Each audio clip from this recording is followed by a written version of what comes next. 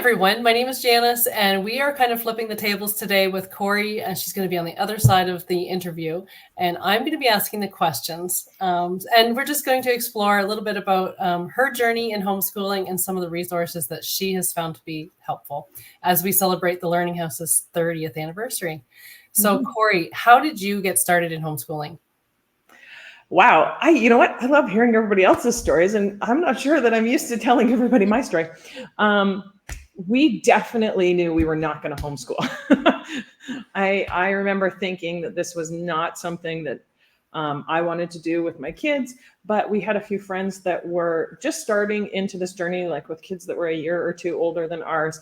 And I was staying at home with my kid and I wanted to hang out with them. And so they would have these play dates and start homeschooling. And I thought, well, I guess I could come along because I wanted to get out of the house and hang out with my friends.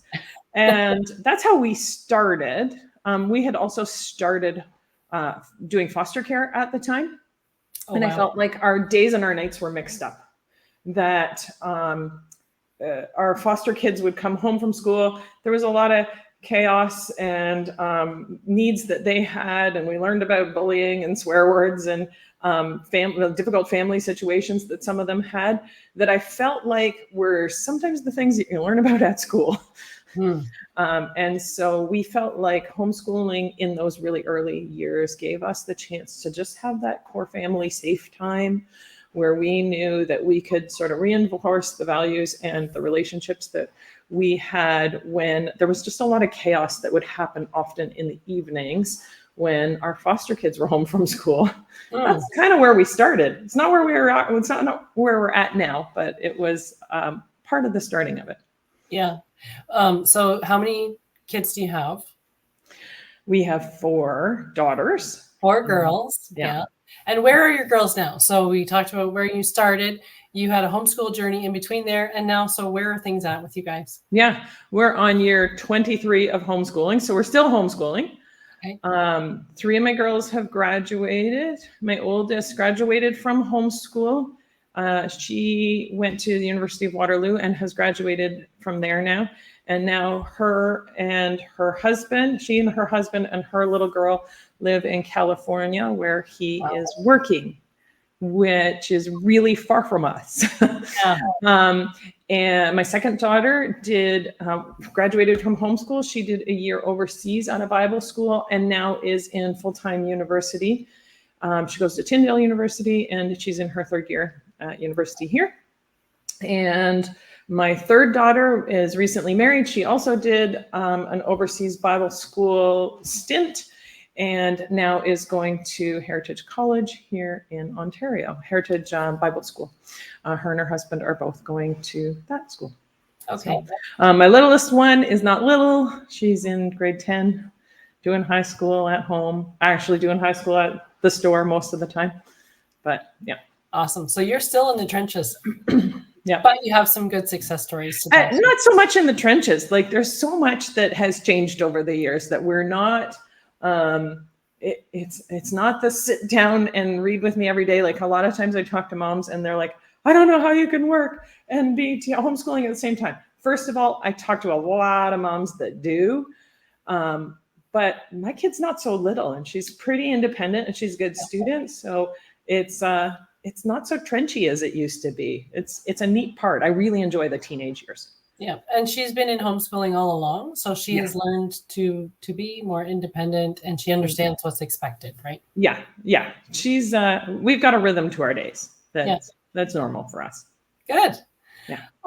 So looking back on your homeschooling years, what were some of your favorite like subjects or things to do with your girls as you were homeschooling?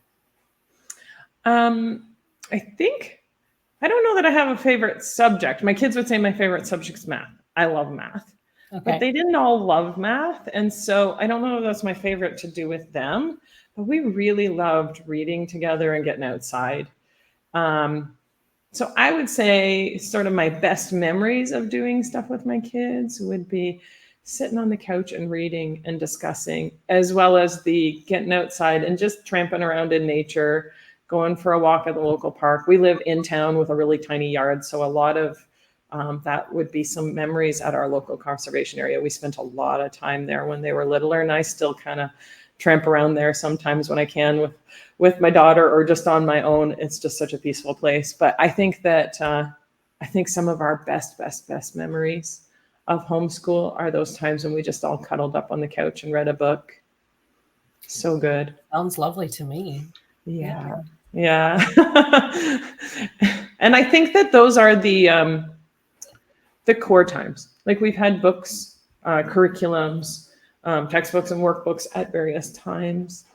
But I think that the really core learning things for us have been reading good books and discussing them, and those dinner table discussions, whether it's about books that we've read or experiences that we've had or current events or, a lesson that we learned. Just those discussions have been so core and so key. And there's something that my kids really still love, like when everybody's home or even when 2 or 3 of them are home, we usually spend a lot of time just chatting. But I have all daughters too. There's just a lot of talk naturally. Yeah.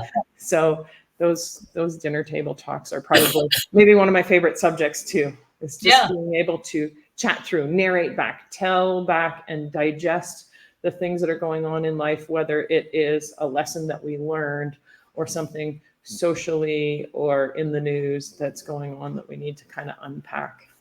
Yeah, because that's all part of the learning process too, right? It really is. Yeah. It's so neat. And it's so neat to build relationships that way, to just have that common experience and to unpack these ideas and to be able to say, well, this is what I think about it. And have you thought about that? And we sort of unpack them together. It's very much relationship building. Yeah, that's so great. So would you say that there was like kind of a game changer resource that you discovered along the way that kind of, I don't know, was a light bulb moment for you or was like your saving grace kind of thing?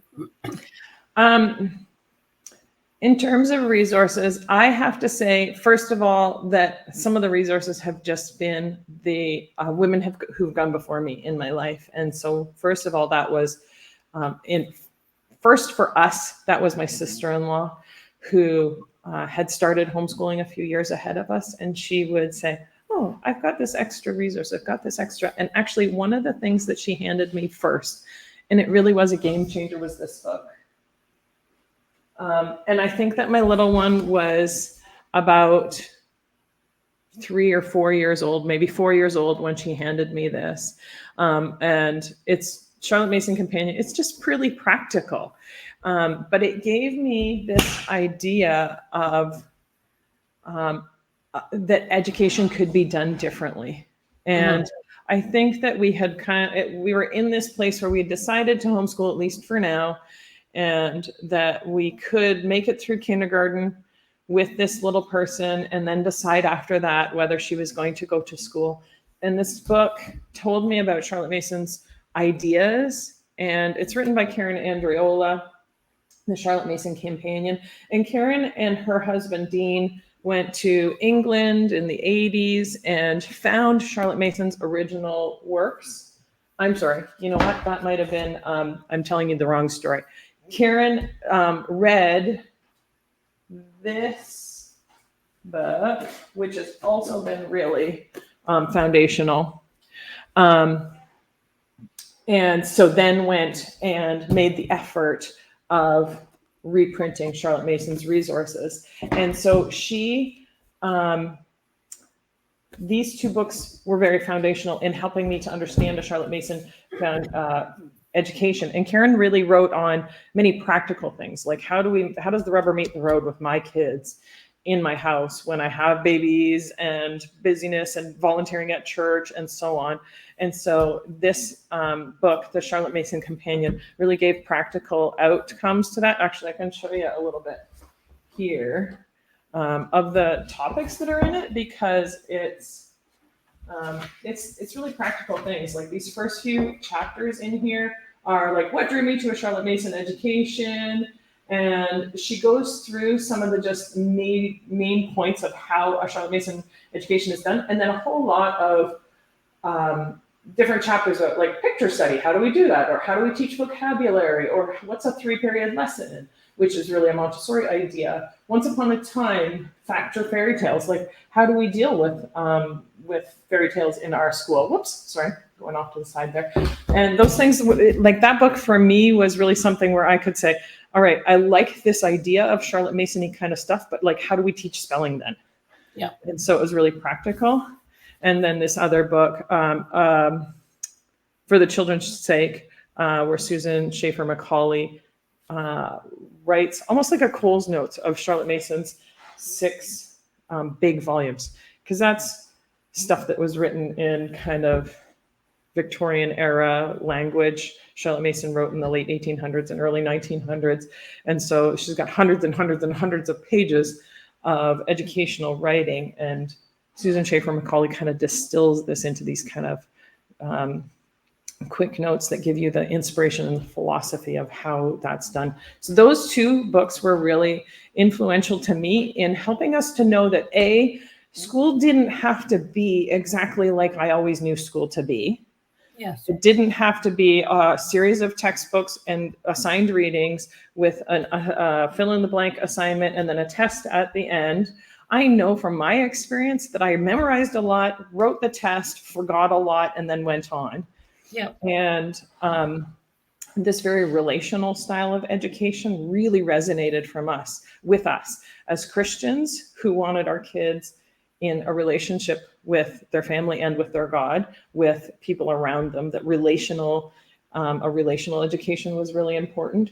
And that we wanted something that was gentle and that would lead us into stuff that was important rather than memorize, do the test, forget, which is what I have done as a really successful student myself.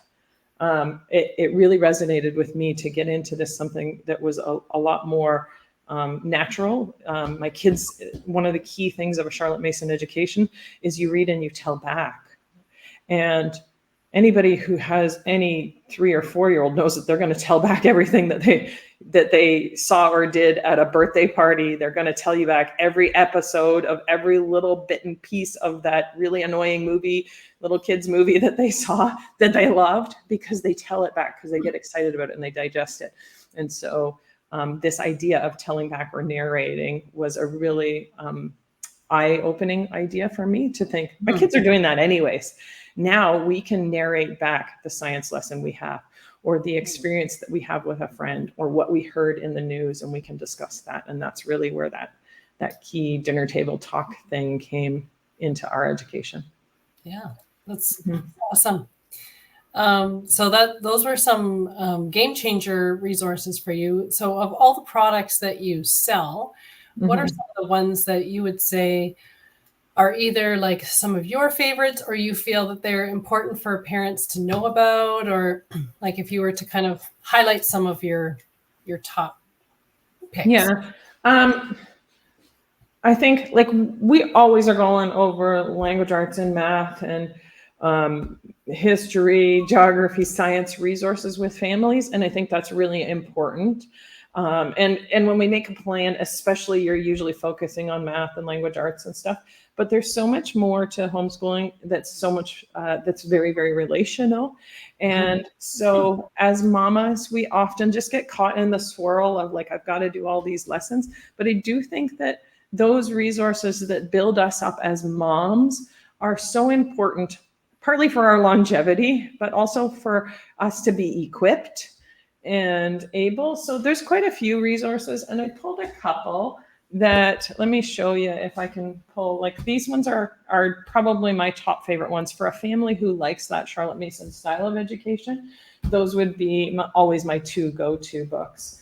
And a couple other ones. These are some quick one-offs that Kathleen Levison, really early on in the modern homeschooling movement, wrote these, a Charlotte Mason education. And if you just wanted something that was a little bit lighter than these 2, then this is the kind of book that you could read in an evening and get a really good overview of Charlotte Mason education, and then get into some more practical things in her second book. They're fairly light and simple. We have quite a few good resources for just helping moms to be equipped. Laying Down the Rails is a book about teaching ourselves good habits, because we have books like Laying Down the Rails and Laying Down the Rails for Children, where we learn about building good habits and the value of good habits in an education. And this one, for me, was really good about helping me to build good habits myself. The things that really resonate most with me are the Charlotte Mason style resources, and it doesn't have to be what resonates with other people. This book, though, by Karen Glass. Karen Glass is a phenomenal writer, and she's a really neat lady just to talk to. She wrote this one called Know and Tell, and it's really about how to apply that art of narration. And she gives us in this book a really good, broad telling of how to move from that art of narration into formal writing. So she sort of gives you a look through, and I wonder if I can quickly find the chart in here, but she gives you a look through of what it looks like to go from, I'm like a little person, like 6 years old, and I'm telling back stories, that oral narration, to what does the beginning of written skills look like, up to formal writing at the high school years, and how we use narration as a tool for doing all of that writing. Whoops, I'm holding it a little bit there. But just how it shows us like to go from oral narration to formal writing using that Charlotte Mason style of narration. We have a ton of books too that are just really encouraging for moms. And these ones, actually, I didn't bring up all of them, but these are some that are on my TBR list, my to be read list. M is for Mama. I've only heard really good things about this book. It's called M is for Mama, a rebellion against mediocre motherhood.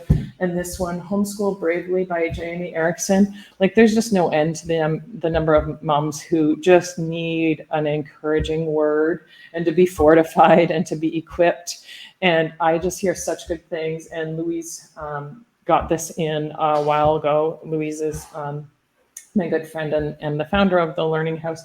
And she said, this is just so beautiful and so equipping. And so it's been on my TBR list, my to be read list, for a little bit. So those are a couple of the ones that we have really enjoyed, or ones that I'm starting, or that are on my list for the next little bit. Yeah, that's amazing, because so often these talks in particular, we focus on resources for your kids, right? Because that's kind of why we're coming to the Learning House, to find the curriculums that we need. We need to check those boxes. But I think as a homeschooling mom, it's so important for you to have resources that are educating and building up yourself too, right? And we're given this narrative in the general culture that we live in, that you need to be a professional in order to teach children. And it's really intimidating for us as moms to go into this profession of teaching without a degree. And many people around us will say, oh, you can't do that. And like well-meaning, loving people who really love ourselves and our children. And we know, like, if you can step back and take the 10,000-foot view, we know that those are people who want the best for you and for your kids, and they mean the best, but it comes across as, you can't do this. You're not capable.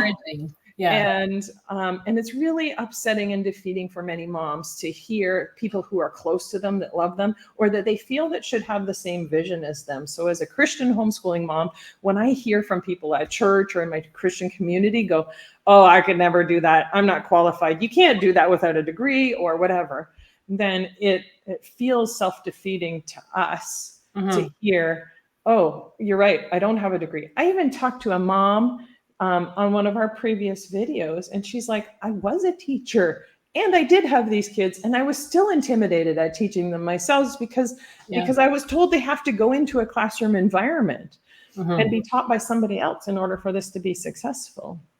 And so we need those kind of resources that help to reassure us that as moms, we are professionals in caring for our kids, and that that will help us to put us in touch with the right ideas, the right resources, and the right people to help us through that journey, and to to know homeschool materials are not made for people who have professional qualifications. So as homeschooling teachers, we're not required, like in a school system, to be that intermediary that stands in between our kids and the information they need. We don't have to like gather it up and present it to them. You can get good resources and approach that material together with your kids and not have to be the bearer of all knowledge, which is another big thing about that Charlotte Mason method that I really liked, is that it does not put it on the shoulders of the teacher to have the knowledge and then impart it to the students, but that we approach an education by just grabbing good books by people who are passionate about their topic, that convey an idea that is a worthy idea.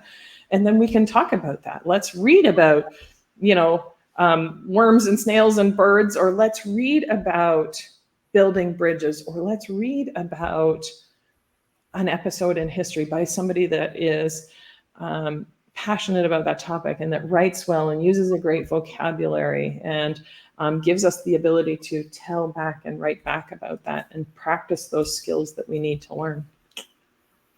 That's awesome. And Cori, I know that you have been that person that inspires so many people that come to your Q&As, or they come to your store, they do a consultation. You're constantly sharing your life experiences with homeschooling, and the information that you've gathered in talking to many, many parents, that then goes into your repository of what you can share with other people. And it's just, I know it's encouraged me, and I know everyone that I talk to, oh yes, Cori is like a rock star. So it's so great that you will openly share what you've learned, and that you've inspired so many other homeschooling moms. So, well, it's what I was given, right? Like we are, we're responsible to share the gifts that we're given. And I was given the gift of some really phenomenal ladies that invested in me, particularly my sister-in-law. She just was such a hand holder in those early days of our homeschooling that I just always, every day, I just talk to moms and I think, I wish you had one of her. Everybody should have that older sister, or that mom, or that aunt, or that cousin, or that lady from church that has gone before you and can say, here's a good book, check this out. Or what about this? Or, maybe next time you could. And that could help me, or help you, help all of us with those ideas. That having somebody that's gone before us, so important. Yeah. Yeah. And even just being part of a homeschool community where you're connecting with other moms semi regularly, right? That you're able to talk things through, that, struggles that you're having. They might have an encouraging word because of a book they've read, or something they've listened to on a podcast. So it's all part of finding that community.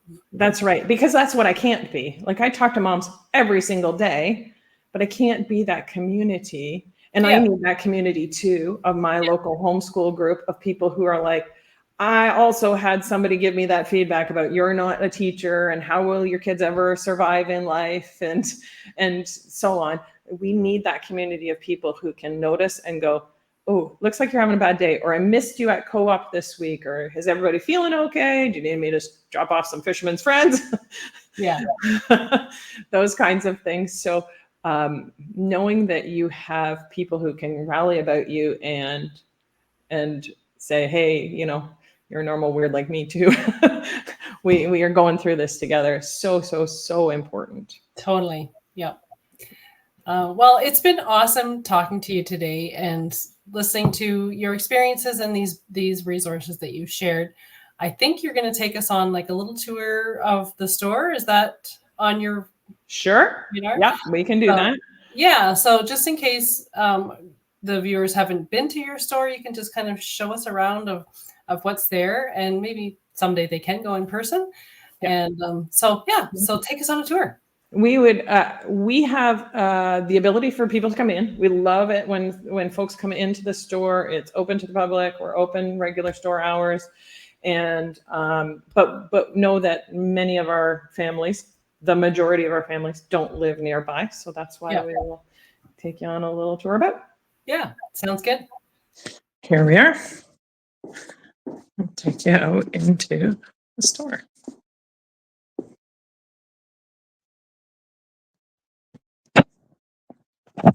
This is our warehouse. We welcome you to come in during our regular business hours. If you want to take a look through here, I'll give you a little bit of a tour of the upstairs first, where we have our classroom. It's where my daughter does her piano lessons, and we have friends in for co-op and sometimes have various other events. A couple of offices on this side and some storage over there. Most of our resources come in here through the back there to our receiving area. Right now, we've got a ton of stuff that we're receiving. There's a lot of Singapore math there. And after they've been received, they will either go out onto the warehouse floor or into our shipping area, where they're moved out to, mostly moved out by Canada Post. A lot of our packages will go in there. That'll be filled up when we're done. There's not a small team in here today, so we're not shipping today. But normally we have 1 or 2 shippers in here. And then we have folks running up and down. There's Sandra. And these are some orders that are still in process. And our customer service team works in here. We'll have up to 5 or 6 people that are answering phones and chatting through things with you. Hi, Michelle. And then you'll see Sandra's in here picking orders and running up and down the aisles, get stuff ready. But if you wanted to have a wander through the store, we organize things by subject. So this is our math area. There's a lot of stuff that's getting put on the shelves in the next couple of days. So there's a lot in receiving to come out here. Language arts comes down these areas.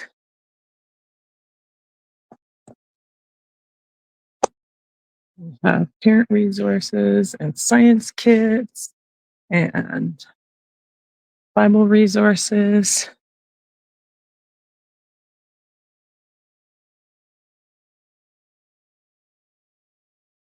History, geography, science, all of our electives, and moms and dads always love to come to our bargain aisle here. So around the outside of the store, you'll see as well that we've got our novels and literature studies and so on. So if you came in the store, we're welcome you to have a look all through. But this is a quick look at the store. Take you back. This is actually a fun little memory of all of our previous catalogs when we used to have print catalogs. Right back to year 1, 1994. Okay, Cori, thank you for taking us around the store. That was really fun to see just the vast number of resources that you guys have. So how did you actually get involved with Learning House? Well, by the grace of God, we have, like, my background has been in education in various different ways. And by the time we had become good friends with the House family, I was running Maple Tree Publications, which started off as a publishing company. Actually, we published things like Come Sit By Me and Working Together. I had taken that over and was running that small publication company. And we'd expanded it to sell a lot of Charlotte Mason style resources. And Louise House had approached me and said, would you consider being a part of this succession plan that we're looking to make? And I kind of laughed at her. I actually said, no. Nope, not interested. She asked, would you ever consider making this a full-time job? And I thought, no, I wouldn't. And this was a number of years ago. I was still in the trenches, feeling like this homeschool thing is going to go on forever. And then I took some time and talked to my husband, and we just thought, you know what, there's going to be a time when I'm not homeschooling a whole pack of kids, and here I am homeschooling only one. And so we took some time and talked through that with Harold and Louise.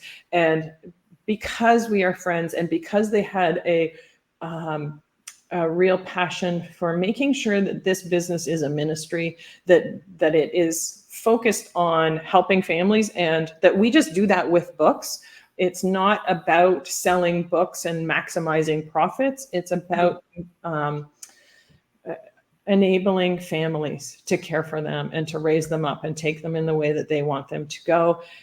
It's about helping families to do education well. Because we had that common goal, we decided to take on the Learning House. And so in November of 2020, we amalgamated Maple Tree Publications and the Learning House. Maple Tree remains the name of our publishing arm, and we still do publish quite a few resources and have been bringing on quite a few more lately.